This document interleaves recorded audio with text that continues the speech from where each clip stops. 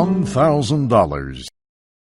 $1,000, said the lawyer Tolman in a severe and serious voice.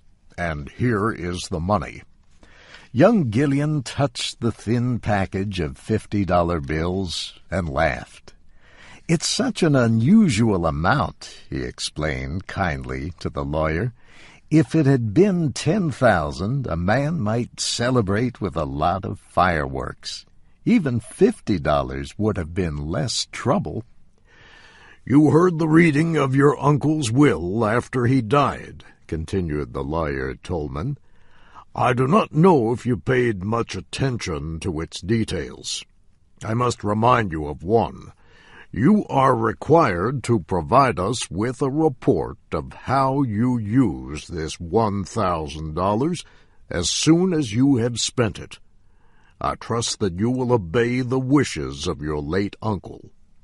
You may depend on it, said the young man respectfully. Gillian went to his club. He searched for a man he called Old Bryson. Old Bryson was a calm, antisocial man, about 40 years old. He was in a corner reading a book. When he saw Gillian coming near, he took a noisy, deep breath, laid down his book, and took off his glasses. I have a funny story to tell you, said Gillian. I wish you would tell it to someone in the billiard room, said old Bryson. You know how I hate your stories. This is a better one than usual, said Gillian, rolling a cigarette, and I'm glad to tell it to you. It's too sad and funny to go with the rattling of billiard balls. I've just come from a meeting with my late uncle's lawyers. He leaves me an even $1,000. Now, what can a man possibly do with $1,000? Old Bryson showed very little interest. I thought the late Septimus Gillian was worth something like $500,000. He was, agreed Gillian happily, and that's where the joke comes in. He has left a lot of his money to an organism. That is, part of it goes to the man who invents a new bacillus, and the rest to establish a hospital for doing away with it again. There are one or two small, unimportant gifts on the side. The butler and the housekeeper get a seal ring and $10 each. His nephew gets $1,000. Were there any others mentioned in your uncle's will? Asked old Bryson. None, said Gillian. Well, there is a Miss Hayden. My uncle was responsible for her. She lived in his house. She's a quiet thing, musical, the daughter of somebody who was unlucky enough to be his friend. I forgot to say that she was in on the ring and $10 joke, too. I wish I had been. Then I could have had 2 bottles of wine, given the ring to the waiter, and had the whole business off my hands. Now tell me what a man can do with $1,000. Old Bryson rubbed his glasses and smiled. And when old Bryson smiled, Gillian knew that he intended to be more offensive than ever. There are many good things a man could do with $1,000, said Bryson. You, he said with a gentle laugh, why, Bobby Gillian, there's only one reasonable thing you could do. You can go and buy Miss Lotta Lauriere a diamond necklace with the money, and then take yourself off to Idaho and inflict your presence upon a ranch. I advise a sheep ranch, as I have a particular dislike for sheep. Thanks, said Gillian, as he rose from his chair. I knew I could depend on you, old Bryson. You've hit on the very idea. I wanted to spend the money on one thing, because I have to turn in a report for it, and I hate itemizing. Gillian phoned for a cab and said to the driver, the stage entrance of the Columbine Theater.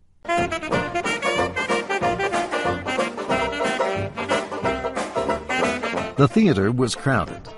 Miss Lotta Laurier was preparing for her performance when her assistant spoke the name of Mr. Gillian. "Let it in," said Miss Laurier. "Now, what is it, Bobby? I'm going on stage in 2 minutes." "It won't take 2 minutes for me. What do you say to a little thing in the jewelry line? I can spend $1,000. "Say, Bobby," said Miss Laurier, "did you see that necklace Della Stacy had on the other night? It cost $2,200 at Tiffany's." Miss Laurier was called to the stage for her performance.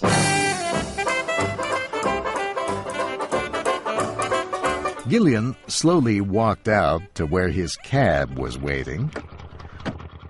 "What would you do with $1,000 if you had it?" he asked the driver. "Open a drinking place," said the driver quickly. "I know a place I could take money in with both hands. I've got it worked out, if you were thinking of putting up the money." "Oh, no," said Gillian. "I was just wondering." 8 blocks down Broadway, Gillian got out of the cab. A blind man sat on the sidewalk selling pencils. Gillian went out and stood in front of him. "Excuse me, but would you mind telling me what you would do if you had $1,000? asked Gillian. The blind man took a small book from his coat pocket and held it out. Gillian opened it and saw that it was a bank deposit book. It showed that the blind man had a balance of $1,785 in his bank account. Gillian returned the bank book and got back into the cab. "I forgot something," he said. "You may drive to the law offices of Tolman Sharpe."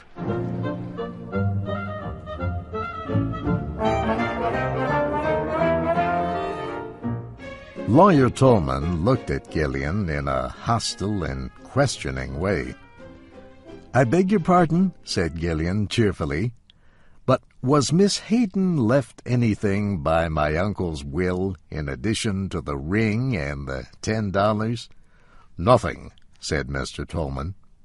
"I thank you very much, sir," said Gillian, and went to his cab. He gave the driver the address of his late uncle's home.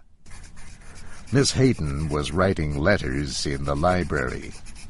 The small, thin woman wore black clothes, but you would have noticed her eyes.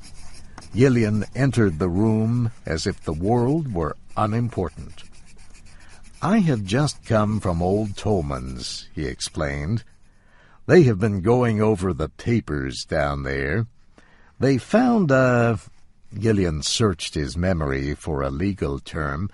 "They found an amendment or a postscript or something to the will. It seemed that my uncle had second thoughts and willed you $1,000. Tolman asked me to bring you the money. Here it is." Gillian laid the money beside her hand on the desk. Miss Hayden turned white. "Oh," she said, and again, "Oh." Gillian half turned and looked out the window. In a low voice he said, "I suppose, of course, that you know I love you."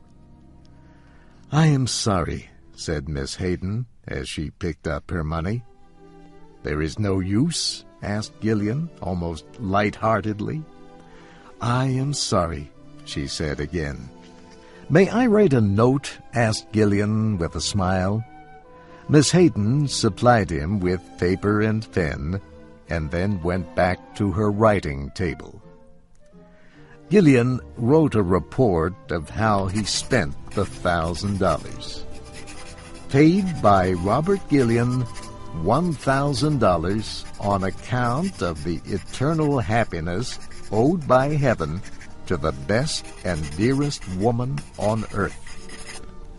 Gillian put the note into an envelope. He bowed to Miss Hayden and left. His cab stopped again at the offices of Tolman Sharpe. "I have spent the $1,000, he said cheerfully to Tolman, "and I have come to present a report of it as I agreed." He threw a white envelope on the lawyer's table. Without touching the envelope, Mr. Tolman went to a door and called his partner, Sharpe. Together they searched for something in a large safe. They brought out a big envelope sealed with wax. As they opened the envelope, they shook their heads together over its contents. Then Tolman became the spokesman. "Mr. Gillian," he said, "there was an addition to your uncle's will. It was given to us privately, with instructions that it not be opened until you had provided us with a full report of your handling of the $1,000 received in the will. As you have satisfied the conditions, my partner and I have read the addition. I will explain to you the spirit of its contents. In the event that your use of the $1,000 shows that you possess any of the qualifications that deserve reward, you stand to gain much more.